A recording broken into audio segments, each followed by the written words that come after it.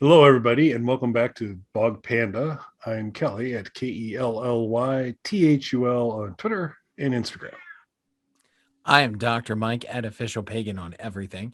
Make sure you guys like, subscribe, leave a comment, turn on notifications, check out our merch store. It's almost Christmas. So you're going to want to get on there, get all of your shopping done with us in the Bog Panda universe. That's right. No supply chain issues here. Maybe. I don't know. We'll have to see. Like Sealand, we are unaffected by the pandemic. That's right. Yeah. Planned ahead. We were good.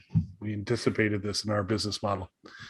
So apologies in advance. My fingers are crossed, but there is a cat that has been circling me as Mike and I prepared to do this show, who seems bound and determined to either become part of the show or at a minimum provide some additional sound effects. So if it happens, sorry. But Kelly is a pussy magnet. yeah, something like that. But first comment gets the cat. Just comment in there, and we will mail it to you. Because, Air holes and everything, right? That's right. Yeah. Well, sort of. Yeah, I think. Yes. Air holes. I don't want to be canceled. But I'm not home alone. However, it's a good segue. There you go. Make it work one way or another. But a young Kevin McAllister was home alone in a number of movies and also in a wide variety of video games and retro games. And so during the holiday season, we thought it would be good to do a show discussing at least a couple versions of this. And so we decided to go OG Home Alone first show or the first movie, and talk about how Sega Genesis interpreted Home Alone and how the Super Nintendo did. So how much experience did you have with either versions of these games, Mike? So it's weird. My exposure to them was kind of minimal prior to this. I say it's weird only because I was a big fan of the first movie.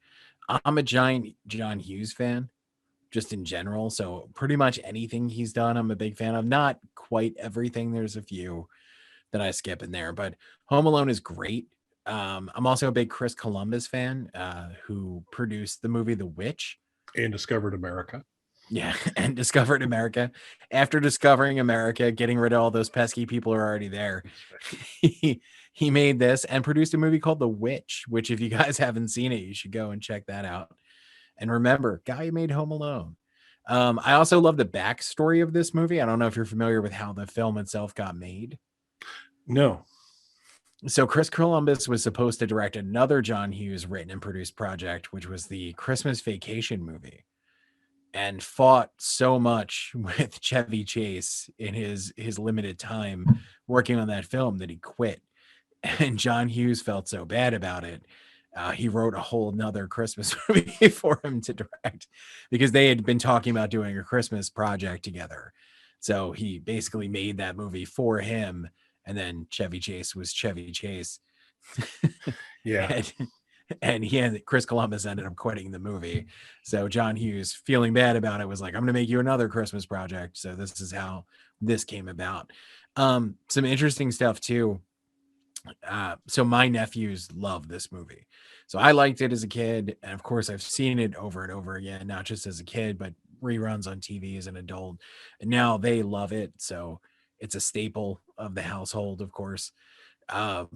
There's things that were kind of I felt like plot holes as a kid though, and growing, especially as an adult, watching it like, oh, this doesn't make sense, that now makes sense to me because there's a couple of good documentaries about this, just interviews and little documentaries people have made on YouTube, and then Netflix included in their movies that made us series as an episode that fills in some of the gaps too.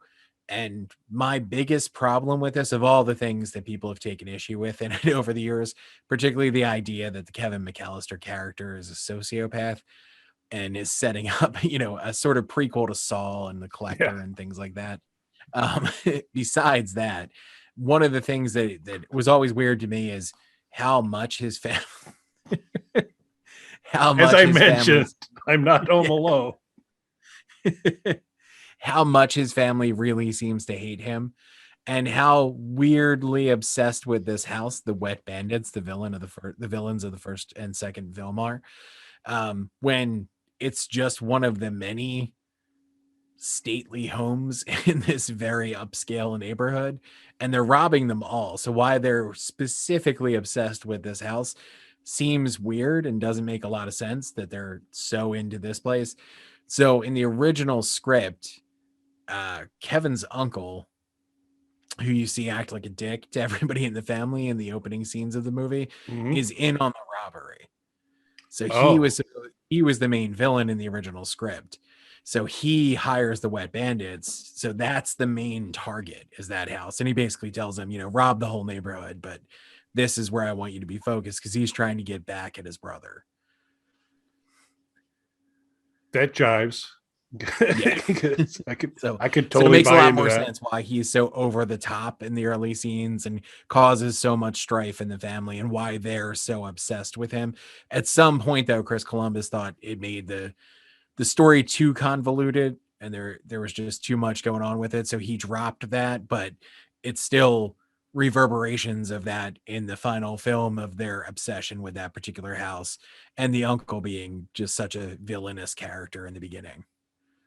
Yeah. So, the movies that made us series, folks, if you haven't watched those, you absolutely should. They're fantastic in terms of all the background. And I thought I had watched all of them, but I'm having no recollection of the Home Alone one. So that is absolutely something that I'm going to need to get into. They did an awesome series during the Halloween time. See, I said the word Halloween with no problem whatsoever. How I've grown. Um, the they did Friday 13th, Halloween, Nightmare on Elm Street, and they were all super interesting to watch those. Plus, I mean, the Elf, and I mean, it's just every one of them. It's a very kind of interesting. Uh, you get a lot of backstory, and so it's a little tidbit like you were talking about there are the kind of things you get. So you should check those out too, folks, if you haven't, because the whole movies Yeah, that made those us. shows are great. And not to get too far off topic, but sort of sticking with the holiday theme, another great one if you're going to watch them, because they don't need to be watched in any particular order. I would definitely check out the one on Die Hard, Yeah. because a lot of people don't realize, which I was aware of, that Die Hard is a sequel to the movie The Detective. And technically, I love the whole exchange where they technically had to offer the movie to Frank Sinatra, who originated the character in The Detective, but was 65 years old or something when they were making Die Hard. But he was contractually signed on for a sequel when they made The Detective. So even though there had been a huge gap of time between the two films and he was a much older man, they were in the process of casting and in pre-production for the movie when they realized they had to offer him the role. So there's a good interview with the director talking about how he was just praying that he would say no when they approached him with it. Yeah, that'd have been a different movie. Yeah. Although, boy, that is a good one to watch too. Staying off topic for a little while longer, because he the whole process of Bruce Willis at that point in that role, people were not buying at all. I mean, coming up, No. the previews are coming up, and they were like, "Well, this is gonna be horrible," and obviously, it's turned out to be actually on topic, because it's. Do you consider Die Hard a holiday movie? Absolutely. Yep. I've seen the debate in recent years, and I don't understand where the debate's coming from, because it is a clear-cut Christmas movie. Yep. The entire movie takes place around a Christmas party. Yep. And I saw a great article that compared Die Hard to like famous Christmas movies, like Miracle on 34th Street, and It's a Wonderful Life, and all that. And it has more references to Christmas, more Christmas decorations, more than all of those movies do. So it was just sort of definitively like, this is more a Christmas movie than the movies you think of as Christmas movies. You, sir?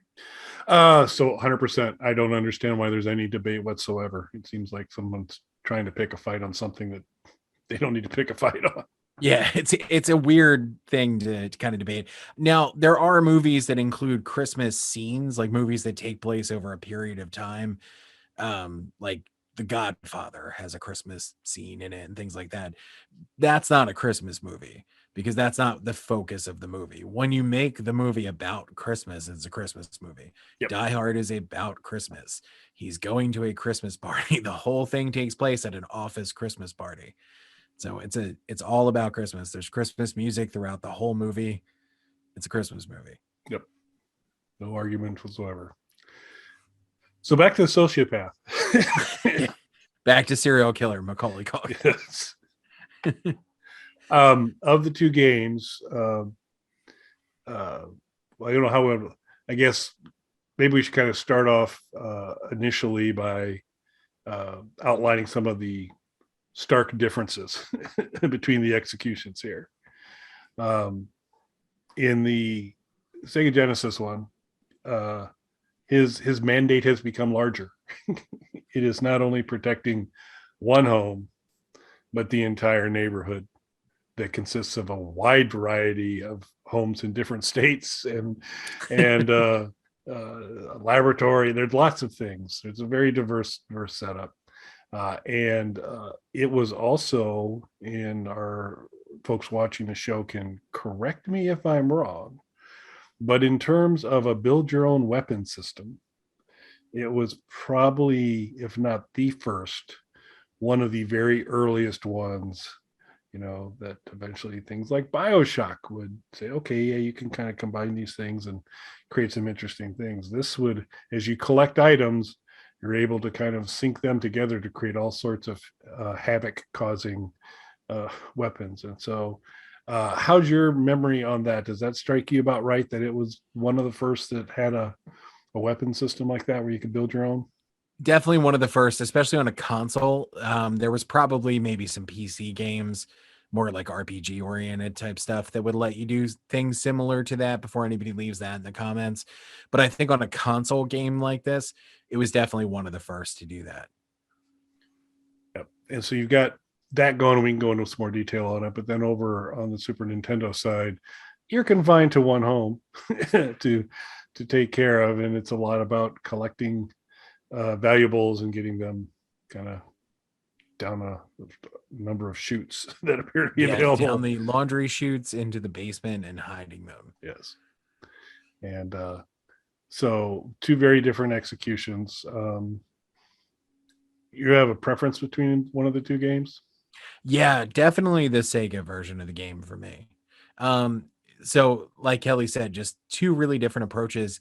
And it's interesting because it carries over throughout the systems. So the Super Nintendo version, there's a NES version, a Game Boy version that all follow that same pattern.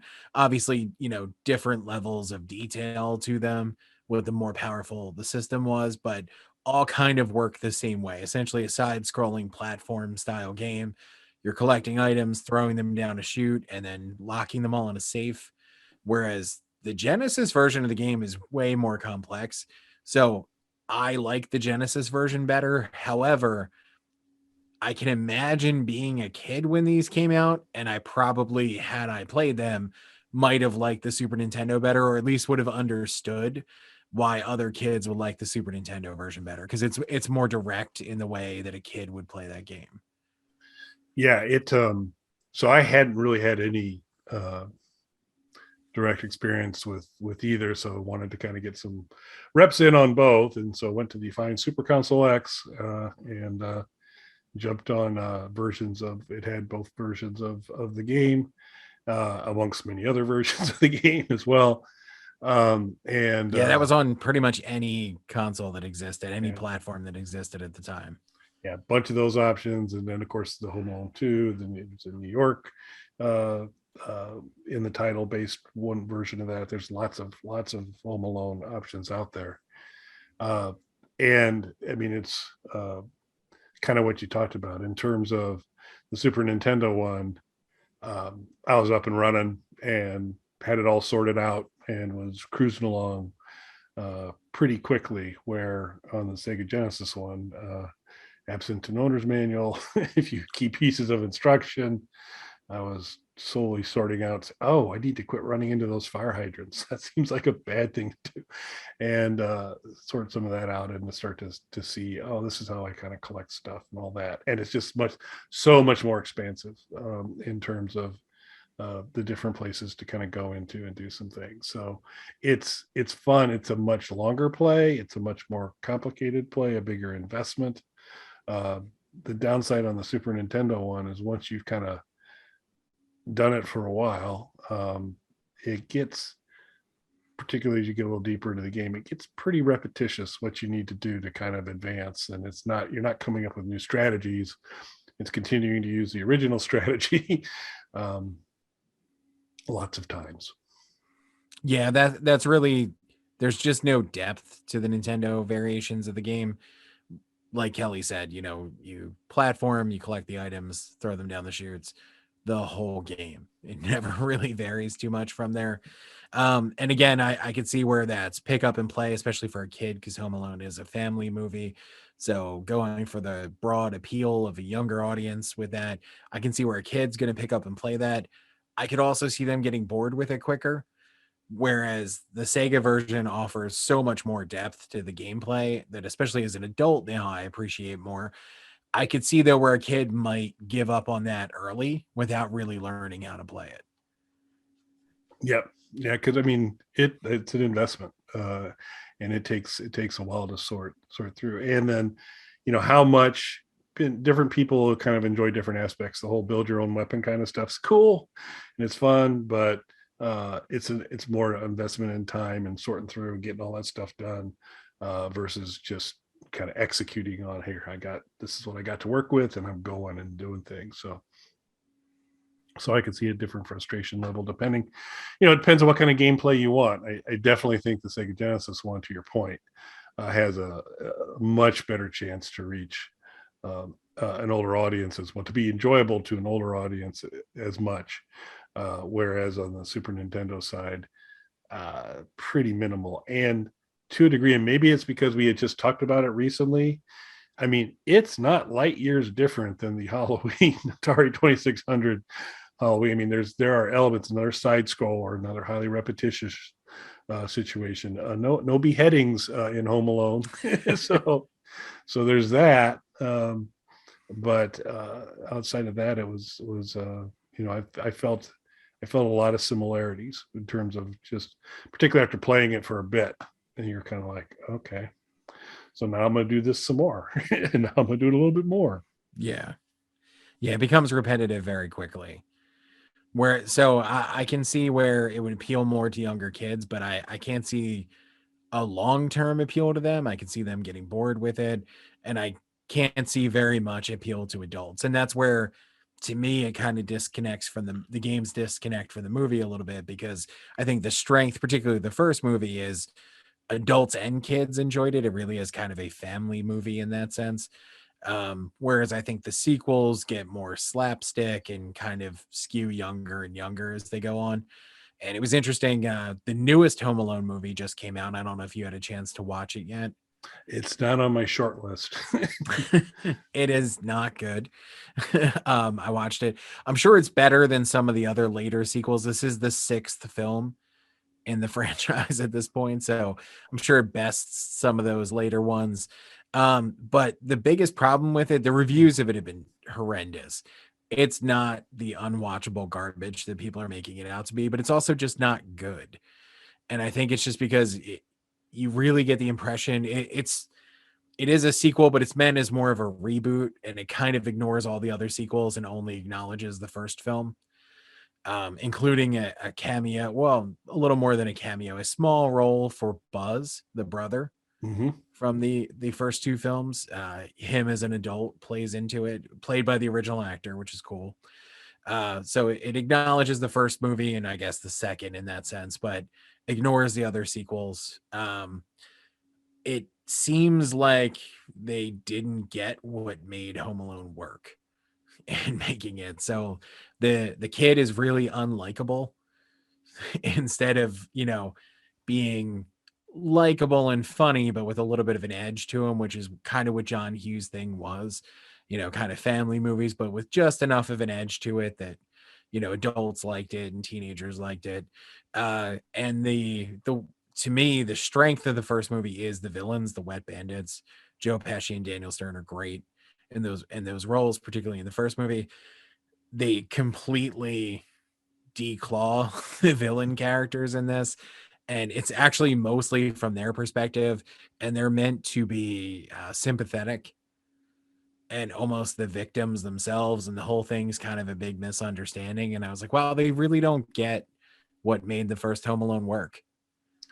It sounds like they took every opportunity to make a wrong turn on decisions. Yeah, you probably want the kid a little likable, and and Pesci and Daniel Stern, they just, I mean, slapstick humor, a lot of funny stuff on there, but still fun, just fun and enjoyable. So yeah, I hadn't gotten scared away by the bad reviews. I had not, just from what I had seen on, I hadn't seen much stuff saying, yes, I'm going to totally watch this. And plus, I'm not like a fanatic on it beyond the first movie, which I'm a big fan of course. Had you seen any of the other sequels? Parts. I think most of the New York one. Tim Curry's in that. Always like to catch Mr. Curry. As is Donald Trump. Yes, which I think ends up being because one of the hotels was his, and he kind of has a deal that's like, you use my hotel, you put me in it. And he's in a lot of movies, and it's because of that. You couldn't shoot on property that he owned unless he made some sort of appearance in it. Yep, which is, the very Donald Trump thing to do. So we'll leave it at that. Yeah, I watched an adult try to argue Donald Trump with my nephew, who loves the Home Alone movies. And we were passing by something that had Donald Trump on it. He's like, I love that guy. And this adult tried to start an argument with him, which is ridiculous. First off, this is clearly a child. He doesn't have strong opinions about politics in America. But after I let them sort of like state their case, and I was like, hey man, why do you love Donald Trump? He's like, he was in Home Alone. That's the greatest movie of all time. And I turned to the adult and said, and that's why you're an idiot. That's right. Yeah, I don't think the kid was cruising around with a MAGA hat on. Yeah. But yeah, and no more comments on that either. But you should check both these games out. They each have their charms in different ways. Good holiday stuff to take a look at. Retro. Yeah, and there's not really a ton of holiday games. No, not as many. As we got ready for December, we wanted to kind of do some different stuff, like we did with Halloween, and it's just the pickings are a little slimmer for that. But this Home Alone stuff is definitely worth taking a look at. I enjoy getting a chance to actually interact with both games. I would be with you 100% that Sega Genesis, in terms of long-term playability and keeping my interest, there's really no comparison. But they both have their own charms. So if you haven't had a chance to explore them, you really should. Anything else, sir? No, I think that's it. Thanks for watching, everybody. Thanks, everybody.